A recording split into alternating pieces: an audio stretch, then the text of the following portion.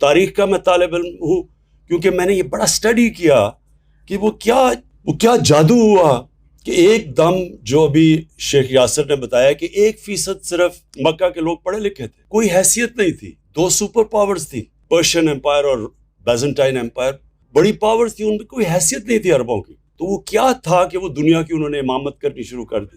تو وہ میں نے بڑا اسٹڈی کیا اور اس کے ساتھ پھر میں نے ریلیٹ کیا پاکستان کو، کیونکہ ہمارا تو واحد ملک بنا تھا اسلام کے نام پہ، اور تو کوئی ملک نہیں اسلام کے نام پہ بنا. ایران میں ایرانی رہتے تھے، مصر مصری، لیکن یہ تو بنایا ہی گیا تھا اسلام کے لیے. تو میں نے اس کو جب اسٹڈی کیا تو میں نے جتنا میں اسٹڈی کرتا گیا اور جتنا اللہ نے میرا ایمان مضبوط کرتا گیا، اتنا ہی میں اس نتیجے پہ پہنچا کہ جب تک ہم سیرت نبی پہ نہیں چلیں گے تب تک ہم وہ مقام نہیں حاصل کر سکتے جو علامہ اقبال کا خواب تھا. علامہ اقبال کو اگر آپ اسٹڈی کریں، بہت بڑا ایک ذہن تھا جو مغربی فلسفے بھی سمجھ گیا اور جو گراؤنڈڈ تھے اپنے دین کے اندر اور اپنی اسلام کی تاریخ میں.